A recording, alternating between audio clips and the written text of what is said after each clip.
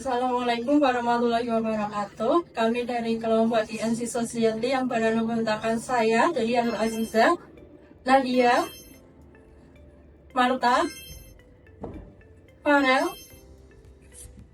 Chelsea, dan Hela Queen. Pada kesempatan kali ini kami akan mempresentasikan hasil analisis rasio likuiditas dari PT Indofood CPP Sukses Makmur Tbk. Berikut profil dari perusahaan. PT Indofood CPP Sukses Makmur Tbk bergerak pada sektor barang konsumsi utama. Sektor ini merupakan sektor yang menyediakan produk kebutuhan sehari-hari sehingga memiliki tingkat permintaan yang cukup stabil dan tinggi karena produk yang dijual sering digunakan oleh masyarakat.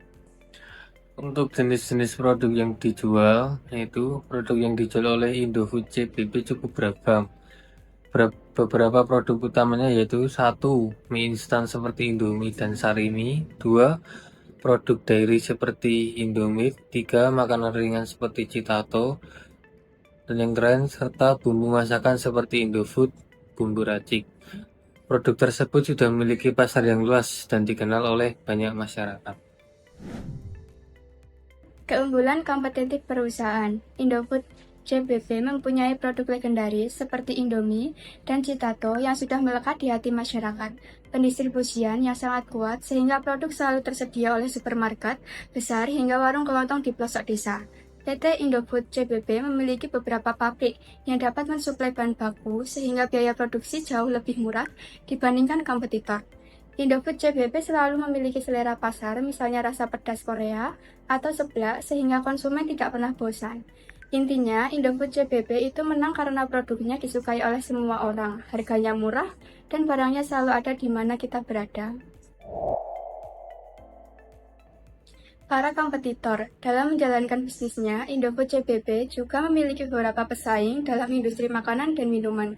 Beberapa kompetitor perusahaan seperti PT Mayora Indah Tbk, PT Garuda Food Putra Putri Jaya Tbk, PT Siantar Top Tbk. Perusahaan-perusahaan tersebut memiliki produk yang sejenis dan sama-sama bersaing dalam pasar consumer goods. Kemudian bagian analisis rasio likuiditas. Terdapat 4 jenis. Yang pertama yaitu cash ratio dengan rumus kas plus setara kas dibagi kewajiban lancar. Dengan memperoleh hasil angka 237,22%.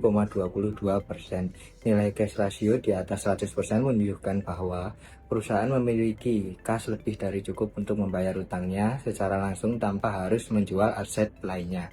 Kemudian yang kedua ada quick ratio dengan rumus aktiva lancar dikurangi persediaan dibagi dengan kewajiban lancar yang memperoleh hasil 350,40%. Setelah persediaan dikurangi aktiva lancar, perusahaan masih sekitar 3,5 kali lebih besar dari kewajiban lancar, sehingga perusahaan tetap bisa membayar utang jangka pendek tanpa harus menjual persediaan. Oke, kemudian yang ketiga ada Julen ratio dengan rumus aktiva lancar dibagi kewajiban lancar memperoleh hasil 415,34%. Aktiva lancar perusahaan sekitar 4 kali lebih besar dari kewajiban lancar, yang berarti perusahaan mempunyai aktiva yang cukup untuk membayar kewajiban jangka pendek.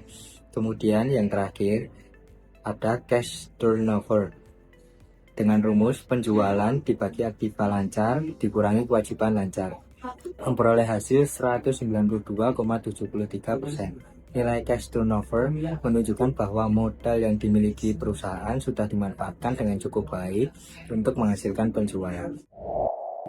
Analisis rasio merupakan alat penting untuk mengevaluasi kondisi keuangan perusahaan. Manajemen menggunakannya untuk meningkatkan kinerja dan mengambil keputusan. Kreditor menggunakannya untuk menilai kemampuan perusahaan melunasi utang, sedangkan investor menggunakannya untuk menilai prospek keuntungan dan resiko investasi. Dengan demikian, analisis rasio membantu setiap pihak membuat keputusan yang lebih tepat berdasarkan informasi keuangan perusahaan. Evaluasi manajemen berdasarkan analisis rasio likuiditas, perusahaan memiliki aset lancar yang cukup besar dibandingkan dengan kewajiban jangka pendeknya.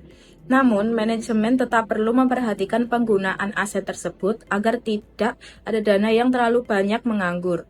Selain itu, perusahaan juga harus menjaga keseimbangan antara kas, persediaan, dan kewajiban lancar agar pengelolaan keuangan tetap berjalan dengan baik. Berdasarkan hasil evaluasi tersebut, beberapa rekomendasi yang dapat diberikan kepada manajemen yaitu: pertama, perusahaan perlu mengoptimalkan penggunaan kas agar tidak hanya tersimpan tetapi dapat digunakan untuk kegiatan yang mendukung pertumbuhan perusahaan. Kedua, perusahaan perlu melakukan pengelolaan persediaan secara efektif agar tidak terjadi penumpukan barang. Ketiga, perusahaan harus tetap menjaga kemampuan likuiditasnya agar dapat memenuhi kewajiban jangka pendek sekaligus mendukung kegiatan operasional perusahaan. Oke, pada kesimpulan keseluruhan berdasarkan analisis rasio likuiditas yang telah dilakukan PT Indofood CBP Sukses Makmur Tbk memiliki hasil perhitungan cash rasio sebesar 237,22%, quick ratio sebesar 350,40%, dan current ratio sebesar 415,34%, dan cash turnover sebesar 192,73%. Dari analisis tersebut dapat diketahui bahwa perusahaan memiliki kemampuan dalam mengelola aset lancar untuk memenuhi kewajiban jangka pendek. Meskipun kondisi likuiditas perusahaan tergolong baik, manajemen tetap perlu memperhatikan efektivitas penggunaan aset lancar agar dapat memberikan manfaat maksimal bagi perusahaan. Sekian presentasi dari kelompok kami, kurang lebihnya kami mohon maaf jika ada salah kata. Terima kasih. Wassalamualaikum warahmatullahi wabarakatuh.